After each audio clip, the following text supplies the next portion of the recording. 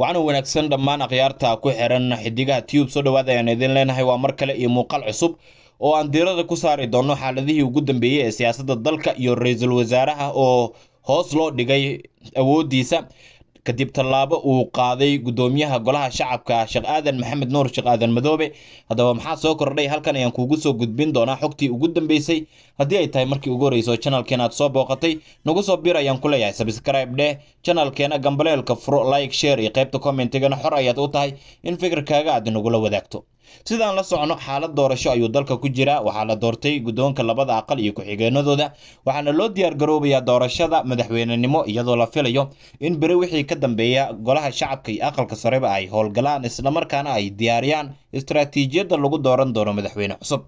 xilka madaxweynaha waxaa raadinaya dad aad u badan oo qaarkood horey loo sii tijaabiyey isla markaana ku fashilmay xilalkooda iyo kuwa cusub oo haatan doonaya in la tijaabiyo isla markaana ay ku soo baxaan xilka madaxweynenimo ee Soomaaliya.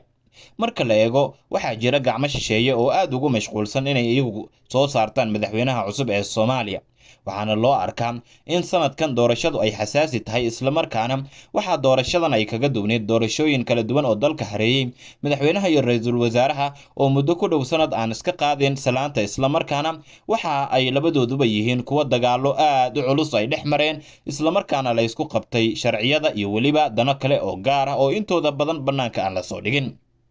farmaajo markii uu magacaabayay ra'iisul wasaaraha wuxuu tilmaamay in Rooble uu yahay ninka ku habboon ee xilkan ka soo bixi kara isla markaana uu yahay ra'iisul wasaare uu ku kalsoon yahay in dalka doorasho uu gaarsiin karo.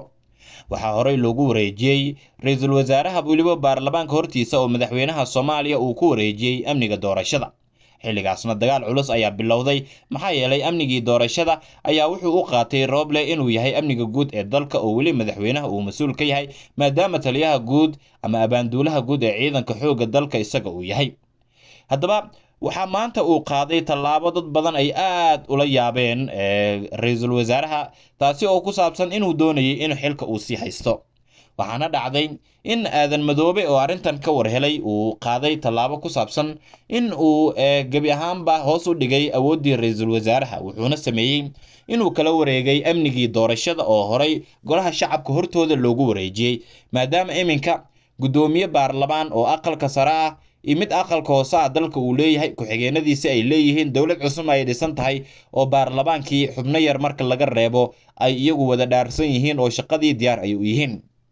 gudoomiyaha golaha shacabka Soomaaliya mudane Aadan Maxamed Nuur Aadan Madoobe ayaa si rasmi ah ula wareegay maamulka amniga doorashada dalka kadib kulan aan caadi ahayn oo maanta uu la qaatay saraakiisha ciidamada qaybahooda kala duwan. Sheekh Aadan Madoobe ayaa isugu yeeray dhammaan saraakiisha ugu sareysa ciidanka qalabka sida kuwaas oo uu la yeeshay shir diiradda lagu saaray xaaladda doorashada iyo amnigeeda sida loo xaqiijin lahaa.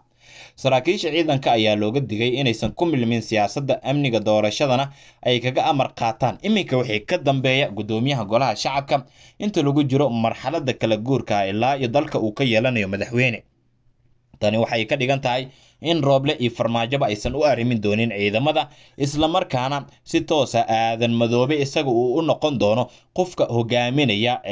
in ciidanka uu u diro shaqooyinkooda isla markaana qofkii amar diida sameeya isaga tallaabo uu ka qaadi doono. ra'iisul wasaaraha ayaa horey u hayay jagadan laakiin hadda waa ay ka soo wareegtay maadaama isaga muddaxileedkiisii uu dhamaaday. markaad fiiriso Rooble awood dheeraad ah ay siinaysay tani hadda meesha waa ay ka baxday. amarka ka soo baxay Aadan Madoobe waxaa sidoo kale uu ku muujiyey inuu yahay nin ra'iisul wasaaraha xilligan booskiisa buuxinaya madaxweynaha cusub ee imaan doonana ku sii simaya booska madaxweynenimo oo maanta dalka dowlad ayaa ka jirta waxaana ka dhiman dowladda madaxweyne iyo ra'iisul wasaare. dabcan madaxweynaha haddii la doorto ra'iisul wasaarena madaxweynaha ayaa magacaabi doona oo doorasho kuma imaan doono. haddaba markaad fiiriso Aadan Madoobe tallaabada ugu horeysa ee uu qaaday dadka muxaafidka ah ee ka shakisanaa Aadan Madoobe oo dhahay war halkee ninka sheekada uu ka bilaabi doona laabta ayaa u qowday. waxay yiraahdeen Rooble maadaama madaxweynihiisii uu ku soo jeestay isla markaana ballamihii uu galay uu ga baxay madaxweynihii oo madaxweynihii cadow uu arkay oo madaxweynihii isaga ay wada shaqayn waayeen oo farmaajo dhinac uu ka cabanayo rooblana dhinac uu ka cabanayo oo waa idili gaartay waa idili gaartay ay noqotay oo ciidamo amisom labada xafiis la kala dhex dhigay si aysan labadan dhinac isku gaarin oo labada saqaf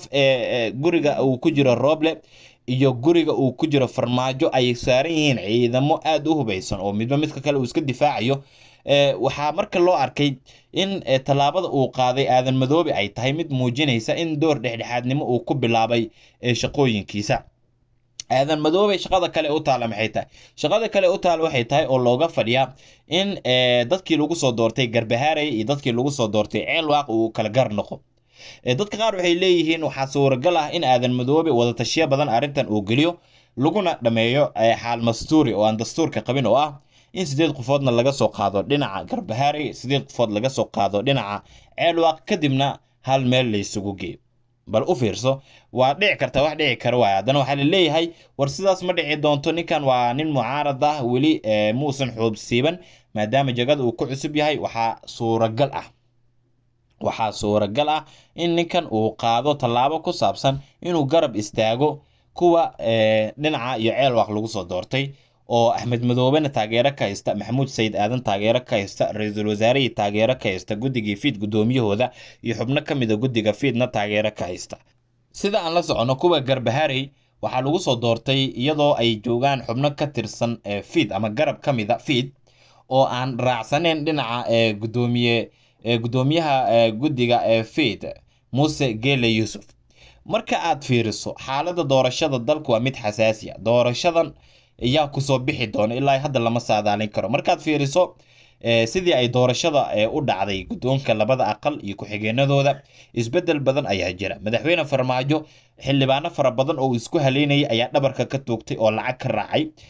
waxaana tusaale kuugu filan in qorshihii la soo dejiyay ee ahaa Fahad in la keeno gudoomiye ku-xigeenka koowaad ee golaha shacabka uu fashilmay ku-xigeenka labaad in la keeno wuu fashilmay gudoomiyaha aqalka sare in la bedelo oo Saalax ama qof kale la geeyo waa ay fashilantay sidoo kale ku-xigeenadii ayaa fashilnay dhammaanna waxa u sabab ah ee la leeyahay imaaraadkii oo lacag fara badan dalkeena soo geliyay isla markaana maadaama 5 sano aynu ka soo gudubnay albaabada uu ka xirtay madaxweyne farmaajo imaaraadka hadda waxay rabaan bilyan dollarna ha qaato